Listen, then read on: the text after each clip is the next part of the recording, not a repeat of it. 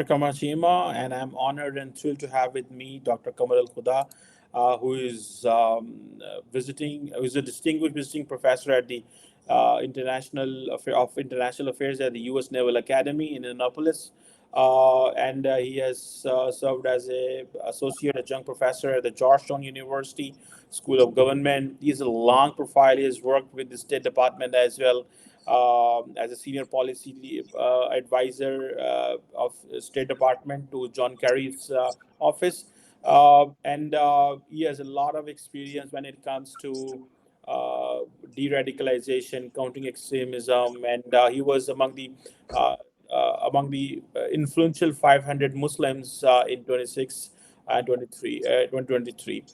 Thank you very much, Dr. Kamar, for sparing the time. I can speak for about 10 minutes about your profile, but I think we should start by thanking you. Thank you for inviting me. I'm so pleased to be on your channel, and I appreciate the invitation. Thank you. Thank you. So, Professor, my first question is normally when we talk about terrorism or the international community fought against terrorism, normally we talk about the kinetic operations that how Mm. militarily we fought against terrorism. What do you think, and what do you make of this situation that why the international community, and particularly the Muslim world, did not de-radicalize these people or didn't work for countering Mm. extremism with a narrative, rather fighting terrorists and Yeah. extremists with the guns? So why this approach was not that much visible in a Muslim world? It's a very good question, and it's such an important question to answer, not only just within the academic world, but the policy world, and also within our um, military and governments where they overlap.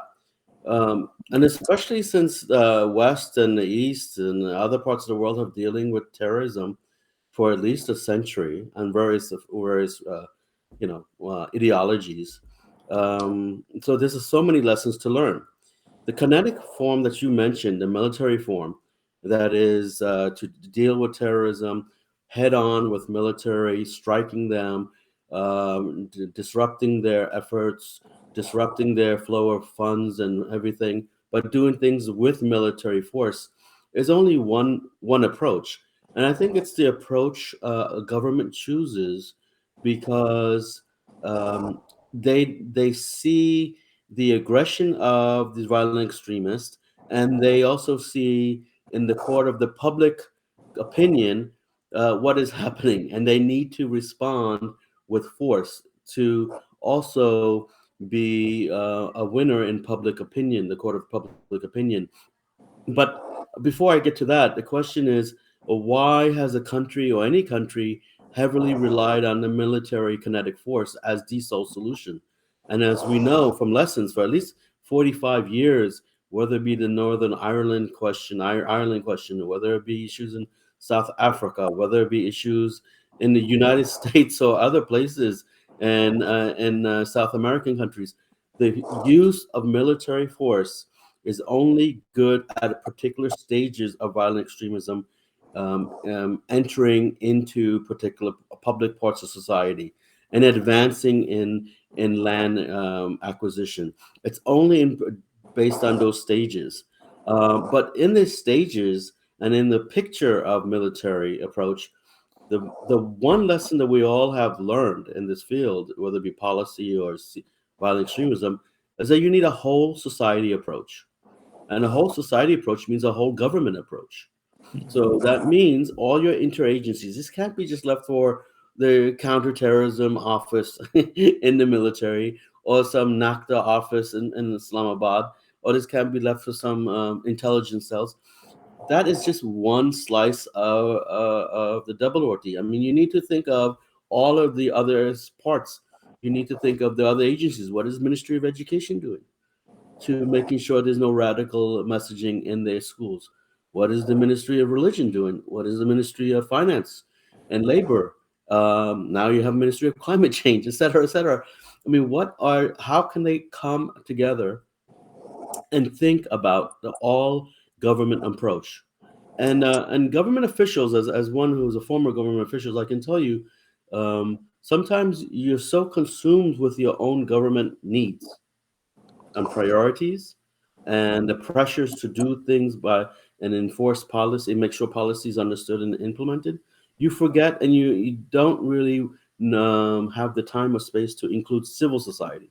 So, and that's the most important thing policymakers can do is stop and think about all government approach. What are civil society members doing? How can we include them? How much can we include them? How can we have lines of communication? What about the business community? What is their responsibility? So I can go on and on and on. But what your question is about responsibility.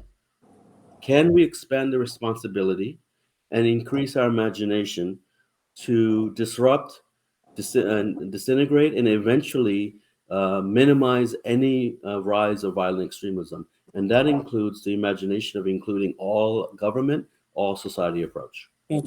So, Dr. Kamar, can you just let us know that do you think that the extremist narratives or these policies of hatred and the way the extremists they believe that we need to exclude the others, that and they only need to include those to whom they believe that their ideas are synced with, they can survive. Do you think that the stakeholders, governments, institutions can fight with these people if there are no strong narratives? For instance, when it comes to the de-radicalization models, we saw Indonesia with Saudi Arabia, those who came up with those people that they try to ideologically undo Mhm, those narratives. mhm, For mhm. instance, in Pakistan, we fought with the terrorism with the guns, but we didn't have that much of the counter extremist narratives in shape where we can actually uh, de radicalize people ideologically. So, don't you think that de radicalizing ideologically is very much important?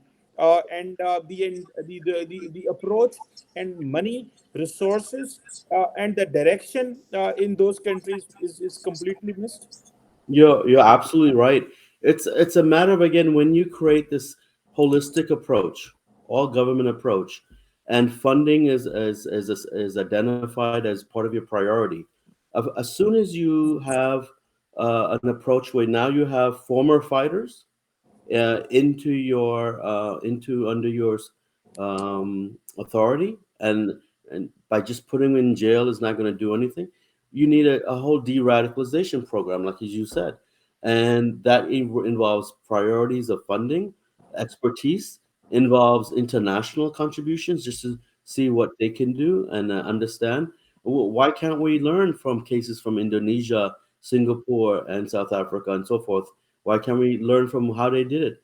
And this involves at that stage of de-radicalization, you need psychologists, you need counselors, you need mental health people, you need social workers, and also inshallah, once these individuals find an alternative way to living their life and wanting to be contributing members of society, they have to be rehabilitated. So that you need a community willing to accept them. So we need to work with community members and say, this is where he was in this chapter of his life. In his new chapter of life, he's not programmed as as a violent extremist. We need your support to help them to integrate them.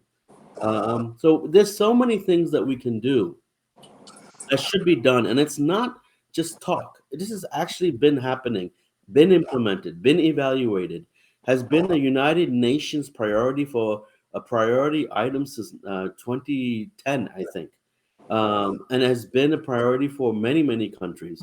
But the problem is that most countries do not think outside of kinetic, and when they do think of kinetic, they're just doing symbolic stuff. Acha will get some civil society folks. We'll have some conferences at universities. We'll build a center here and there. This is not an all government approach. This is just symbolism for your government at your tenure at this time. Obviously, that's the most relevant thing. That if there is no whole of a nation approach Uh, and whole of a government approach, it gets very difficult for the entire structure to dismantle the yeah, entire apparatus which is spreading hatred. yeah. Uh, so reaching here, do you think that why people who are into this, who spread extremism or who get violent, or who kill others, and particularly the killings based on the religion. So, do you think that there has been a belief that, oh, people have been poor, so that's why they get terrorists? We come to know that there have been people who are ideologically motivated, Yeah. they are religiously motivated, and they get terrorists. So, what is your thought on that? Which is the most striking theme, or which is the most important point, that what motivates people to kill other people, particularly on the basis Mm. of religion? Thank you. That's such a important research question as well as a real policy question. And after there's so much literature on this, Qamar Saab, that I have to tell you that um, I can tell you what the literature is, but the answer is that it's not really on poverty. It's not because people are poor and they find this as an alternative way. No, the research does not show that. In fact, we find that more people are middle class, educated, college educated, sometimes educated in the sciences, engineering, and mathematics, and sometimes pre med students. And so the education is important to study that. We also find that it's not based on the bad reading of religion or bad religious imams or actors trying to brainwash them. That could be one option, but the real thing is, as for my studies and for my own work, is that these communities, whether it be Muslim or non-Muslim, they are looking and seeking an identity, a sense of belonging that is empowering themselves uh, in the moment and immediately. So when you join any group, violent extremist group, you're given a rank, you're giving honor, you're giving a title, you're giving a community that will support you and show you respect immediately. You're also given all these other narratives of post life. So I think the sense of belonging and identity, but most important is we don't talk about, but there's is financial incentives.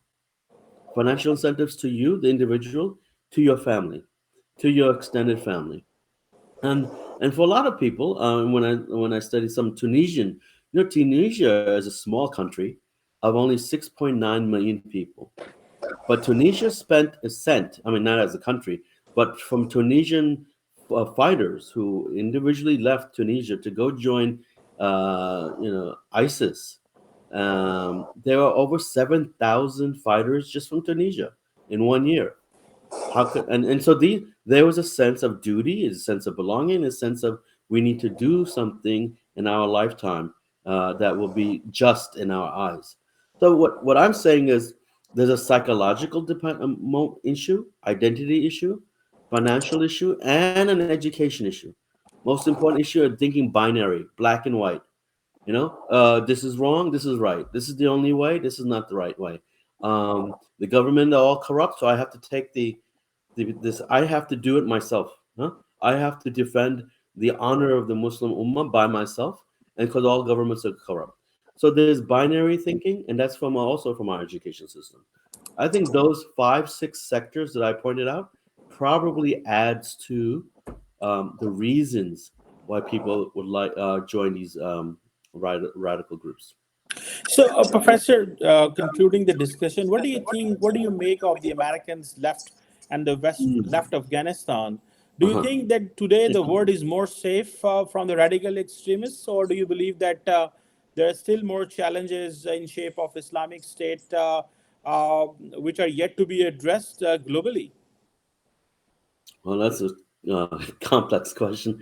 Well, I've been very critical of the Americans and the administration to their face, and I said you made a major blunder. To leave this way is disgraceful without coordination and collaboration. So I've said this publicly. But their idea was they were spending close to $490 million a day, and they saw nothing of gain and nothing to change. So it was their way. It was the Americans' message to say, now this is your country. We've been criticized for 22 years, 20 years. Now this is your country. You do what you need to do. And also to the Pakistanis and to the region to say this is a country that everyone's using as a theater of politics. We're watching from afar because we can't spend this much money on a country that is essentially looting the American taxpayers. So it was disgraceful. However, what Afghans need to do, and I think it is an Afghan issue as well as a regional issue, is that they need to decide what type of country they want. And of course, the way that they've decided in most recent history is the power of the gun, the power of the tribe, and the power of those resources. Now you have the Islamic Emirate there. My position has also been clear that you have to work with them in one some shape or some form. And the U.S. has been doing things on the humanitarian level, humanitarian aid for the famine and for the other issues. But it is a signal that Afghans need to stand up and do what they need to do for themselves. Hmm. That's obviously a very, this is an unending debate, and I personally understand that there needs to be a collective global approach in fighting these terrorists. And for that matter, what is needed is that how to save the youth from these radical Islamists so Yep. they are not getting attracted. One last question, Professor, I have for you is that how do you think that social media uh, is basically fanning extremism? Mm. Do you think that this there has been studies that during particularly COVID, we have seen that the people got recruited online. They are recruiting through Telegram and many other Facebook and Mm. many other sources. So, how do you think that how potentially the youth and the Muslim youth, particularly, is vulnerable from these Islamic militants who are in Middle East, who are everywhere, and they still believe they can use lone wolves globally for the agenda? Uh, I would take a step back and say, as long as there's been any media platform, social media or traditional print media or radio, satellite, whatever, there's always been use of some sort of propaganda. There's also been used for education. There's also been used for training. Also been used for entertainment. But social media is the latest one, and that's most important because it's very accessible to anyone with a phone or a laptop. So that's why, and also you can watch many different things at the same time. Just only 25 years ago, you were these were your options. A dozen options on TV, and that's it. But here you can choose what you want. You can choose entertainment. You can choose radical messaging. You can choose sports. You can choose etc. But what I think this the questions you're asking is so important because I think there has to be a global government attention to holding the tech firms responsible to and have a corporate responsibility of what's on their platform and how it's being used.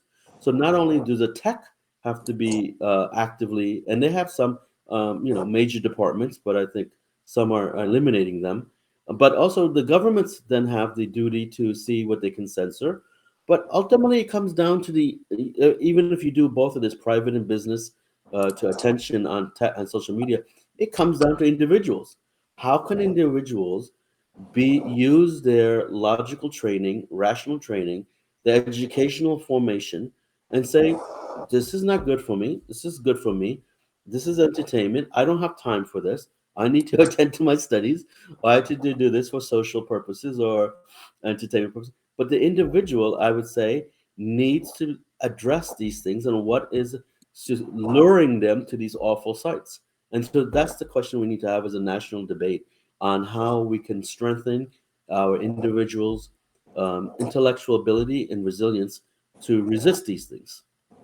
You are absolutely right. But during these uncertain times, when we are talking about the global recession, we're talking about climate change, we're talking about the liberal democracies, we're talking about the new rising threats to the humanity. I think somewhere, in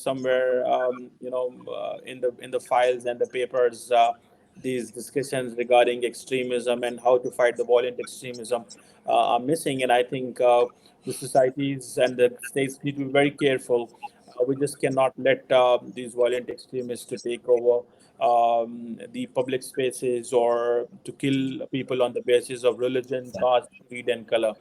Thank you very much, Professor, for your time and for enlightening us on this wonderful and this very pressing topic. Thank you very much, Dr. Kim. Hope to see you again.